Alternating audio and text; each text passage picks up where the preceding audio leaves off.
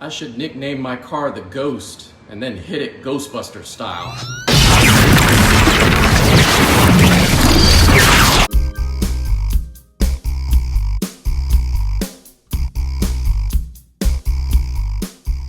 Welcome back to the channel, guys. So you bought a new car and you want to take the best care of it as you can. Today we're going to be talking about a certain detailing company and some of the products that I use that I really enjoy, and introduce a new product also. I'm wearing the shirt. Let's talk about them. So if you've seen any of my videos, you know that I'm a big fan of Chemical Guys. I like a lot of their products. For interiors, I use their Inner Clean, and they have other interior detail sprays that I use. This one I really enjoy a lot though. And for winter time, I like to wash my car in the garage with the waterless car wash. This stuff works amazing. I love it. I buy these things by the case. So there's a new product that they just came out with, and I've been using it for a couple weeks now, and I just want to give you my thoughts on it.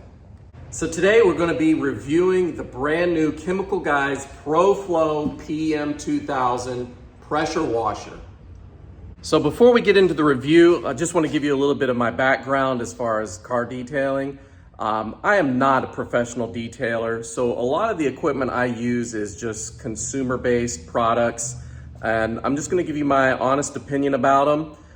I've been detailing my own personal cars and my family's cars for about 35 years now. Yes, I'm that old. And over the years, I've learned a lot of tips and tricks. So I just wanted to kind of share with you some of the things I've discovered and show you some of the equipment I've used in the past, like this guy right here. This is the pressure washer I've been using. It is a Ryobi 2800 PSI. Now, this is a gasoline-powered motor made by Honda.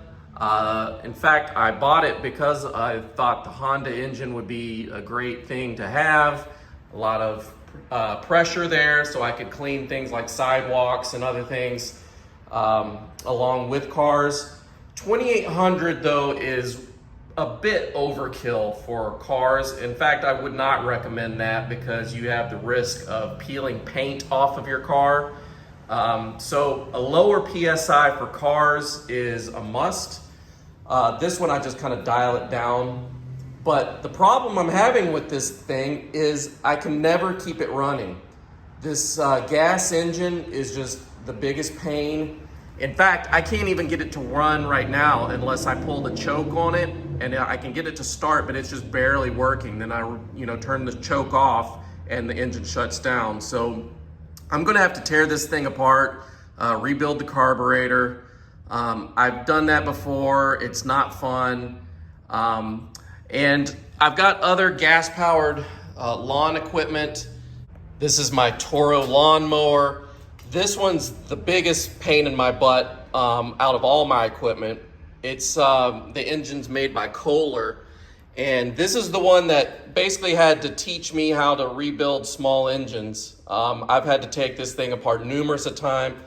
I actually put a new carburetor in. I took it all apart, put a new carburetor in because I'd rebuilt it so many times that the bolt on the bowl had already stripped. I installed an inline fuel filter here just to kind of help with that. It is running better now, but I would love to replace this with an electric lawnmower. Same with this one. This one has run pretty strong. This is it's a snapper, but the engine is made by Briggs & Stratton, which I highly recommend their engines if you're into small engines. Never had any problem with that one, but I would love to replace it with an electric one as well. So because I'm getting really tired of rebuilding these small engines and their carburetors and cleaning them out all the time, adding oil, I'm fed up with it. So I'm ready to go to electric. I've already converted my cars to electric, so I'm good there. But now it's time to start replacing some of my gas-powered equipment with electric equipment. And this is it. This is the new Chemical Guys electric pressure washer. Like I said, I've had it for a few weeks, used it quite a few times. Multiple car washes. I even cleaned some sidewalk with it, cleaned some of my fence with it. This is what you get. You get a wand with the long attachment. Right now it's got the stubby attachment at the end. It's got the 20-foot hose, which is just okay. I would recommend replacing it with a longer one, possibly a more flexible one. And I've got information about that as well. It does come with plenty of power cable. This is your 35-foot cable. It looks like it's got a built-in ground fault switch here to keep you safe. And it's got quick connects that come with it on both the rear and the front. You've got your attachment here of different nozzles.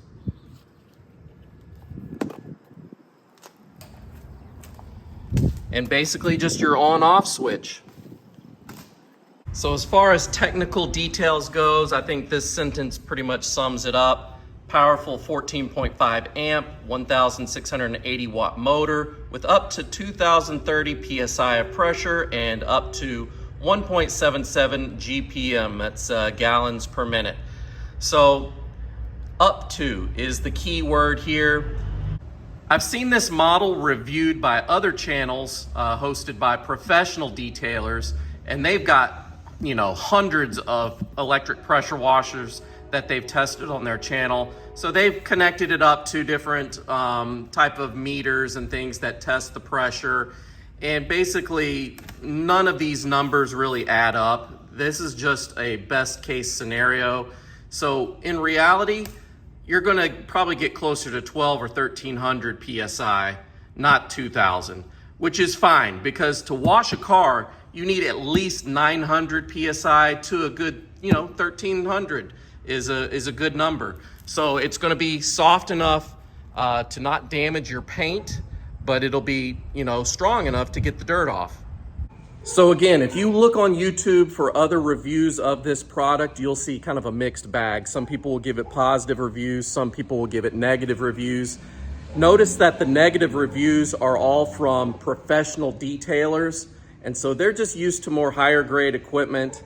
There are probably other pressure washers that do as good of a job as this one or better that are cheaper. But there are a lot of features on this one that I just prefer more, and I'll show you those as well. Let's go take a look. So one of the main features about this that really drew me to it was that it is on 4 casters.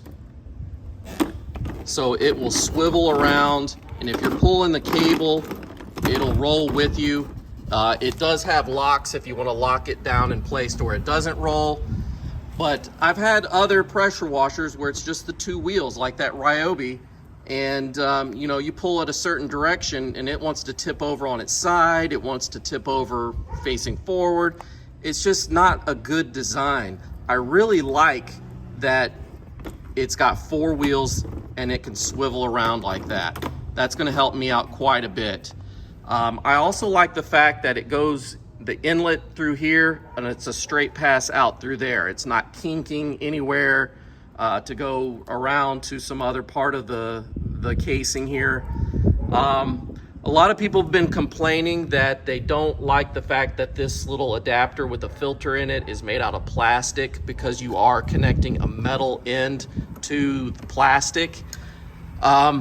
That is true. That's not a great design, but as long as you're careful with it and not crack it, I think you'll be fine. Hopefully I won't have any issues with that. Over here, just note the important thing, this is a quick connect. This is gonna be a 15M, which is not the standard size. I think standard size is more of a 14M. So there are adapters you can get if you have a third-party hose, for instance, that's got a 14M connector. You can get an adapter to put on this and make your aftermarket hose work. I've actually got one, so I'll show you that as well. But let's go ahead and connect everything up and show you what this does. So the first thing you do is you screw this on, The kit does come with Teflon tape. I did not use any Teflon tape and I've not had any leaks at all. So just be aware of that. Some videos I've seen of people reviewing this, they were complaining about leaks and they had to use a lot of Teflon tape. That was not my scenario. So we'll go ahead and plug this in. This pulls back like that and you just click it into place.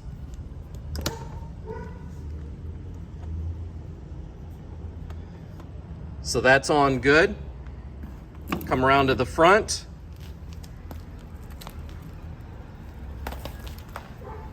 Take the end of your hose. All right, so I've got the inlet connected and the outlet connected. Going to the hose here. So this is the wand that comes with it. There is a quick release here. You can see that. Here's your end of your hose. You just pop it in like that and you're good to go. There is a lock here and that will allow you to pull the trigger.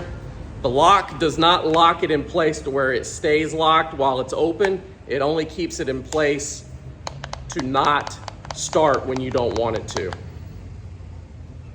So there's multiple designs of wands. A lot of them have this connection up front, but the most desirable type of wands are the ones that have the connection at the bottom here. It just allows it to move around more freely and you don't have this hitting up on the vehicle as you're trying to get up close to it. It's more behind you. So that's not the best desirable design, but it works. And even my Ryobi has the same type of wand on it. This is the stubby connector here. So to get this off, you just kind of push and twist, and this comes out like that. If you want to get the longer wand to get higher up areas on your house or whatever, there's a wand for that. So here's the longer wand. You just line it up as well and lock it into place, and now you have a long wand. Now in regards to the nozzles, they come with 5 nozzles. This one is my favorite one. It's the 25 degree. So this one I use mostly on cars. This is just talking about the fan spray, how wide open the fan is of the spray. 25 degrees is a good coverage and allows just enough pressure to do a good job. So to put that on, you can pull this back like that and just pop it into place. And it's not going anywhere. Ready to rock and roll. So it's important to note, I have the unit plugged in, but I do not have the power turned on. You can still pull the trigger and spray water out. This is just from the hose itself. It's not being forced out through the pressure. And you can even remove this. And this is just releasing air from the hose. So once you get all the air out, now you're ready to actually turn it on and get to work. So my next favorite feature about this is the automatic on-off system. So when you have the trigger pulled on this, you'll hear the motor running, but when you let off, it shuts off to where it's dead silence. I don't get that with my gas powered, so this is a huge upgrade for me. So I'm gonna go ahead and turn on the power. You'll hear the motor kick on briefly just to kind of prime it, and then it'll shut off. And then the only other time you'll hear the motor run is when you pull the trigger.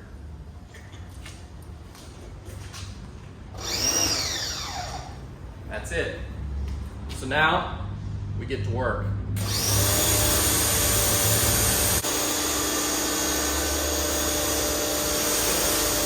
So I always like to rinse off the car first before I start washing it, just to knock off any loose dirt.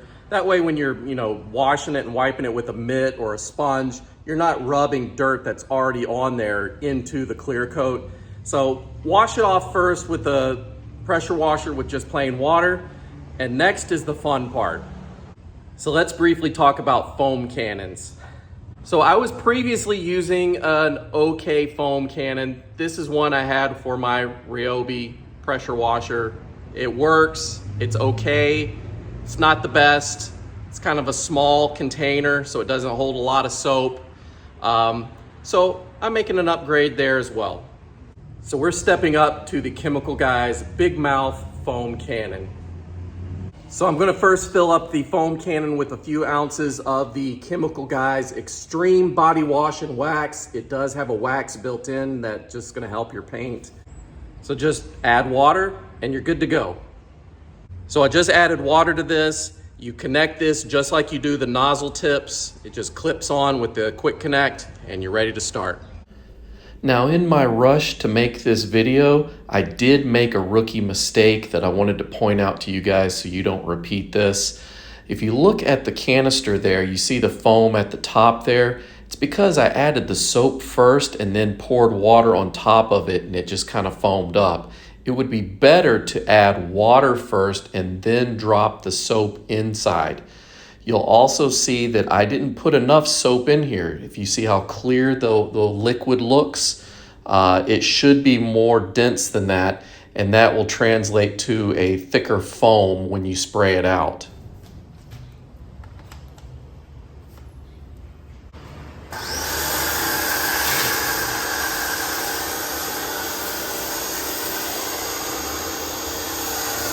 Again, if you're looking for that thicker shaving cream consistency type of foam, this equipment definitely can do it.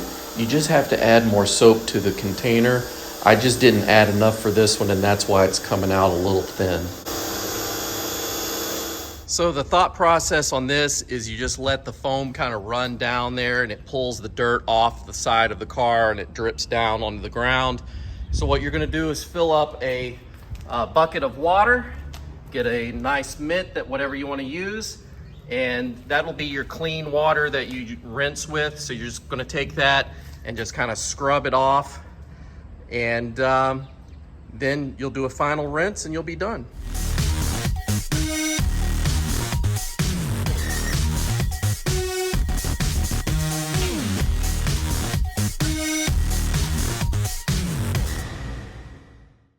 Now we're going to rinse the car off with the pressure washer. Just start at the top and work your way down.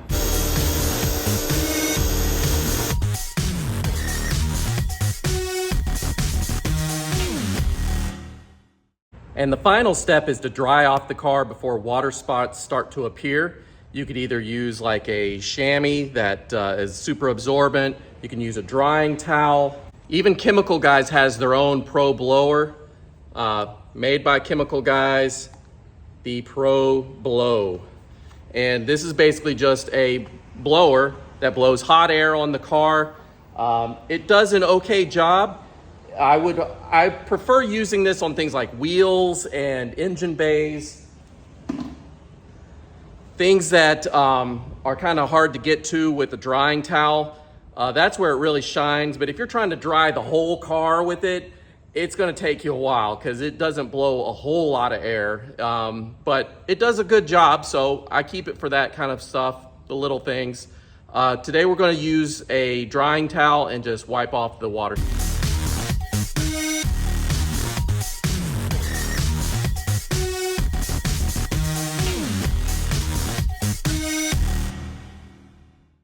And we're done drying the car. I usually like to get the glass roof, the windshields, the side windows, the mirrors, the chrome trim.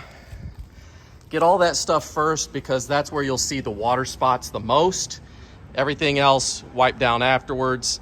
Yeah, it does a great job. The car looks super clean.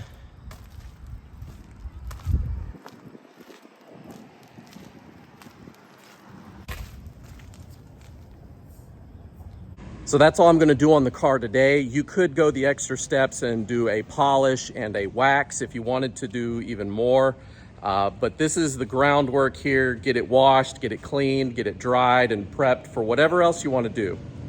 I have another video where I talk about the 2-bucket method, and I do recommend that, where you have one where you stick the dirty mitt and one with just clean. So I was just sticking with one today. I do have a dirt trap at the bottom here to catch any dirt and debris that comes off of the mitt down underneath. So I'm good with that.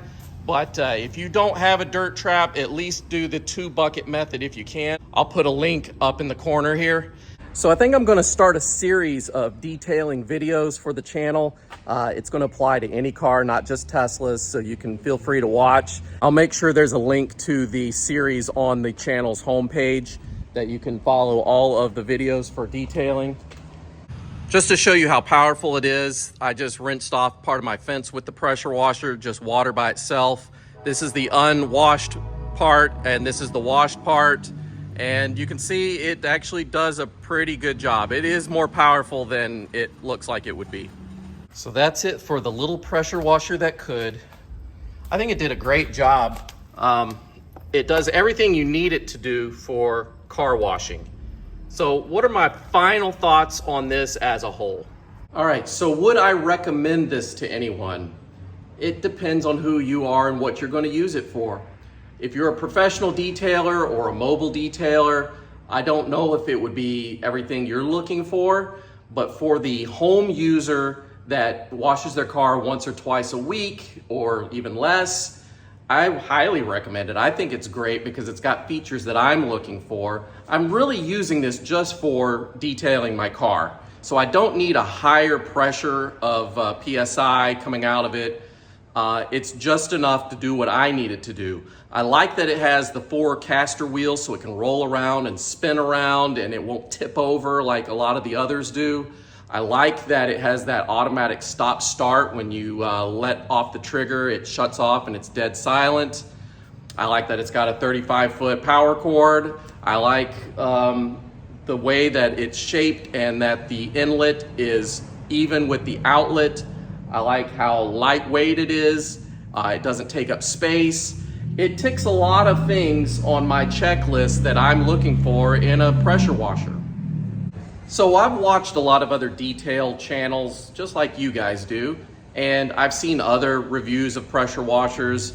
A lot of them have the same features, not all of these, but many of the same features, and they cost less. That's great. If price is a big issue, then maybe this one isn't for you because it is a little pricey for what you get.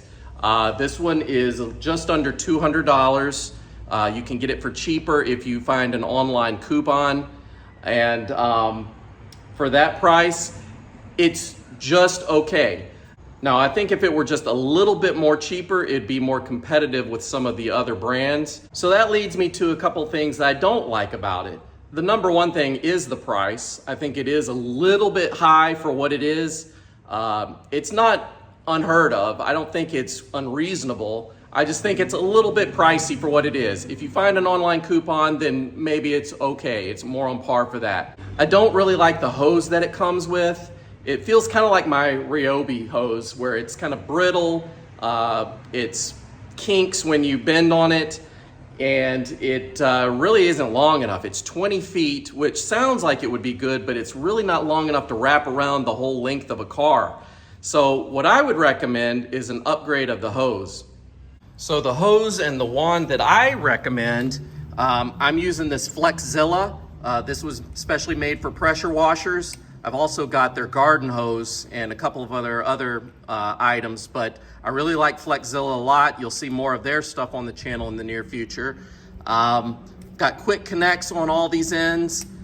This is a 50-foot, so I could technically leave the pressure washer in my garage, shut the door down most of the way, just leave a little gap for the hose to come out, and then wash the car out here without annoying my neighbors with any of the sound. Even though it is pretty silent, it's not very loud at all. But if I was gonna do it late at night, rinse off some mud or something, I could leave it in the garage, run the hose out, and my neighbors won't even hear it.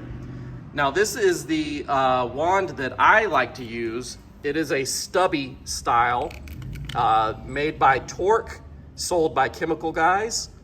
Also got the quick connect for the tips, quick connect on the end here, but notice that unlike the other wand, the hose attachment doesn't attach ahead of the trigger. It's actually at the base.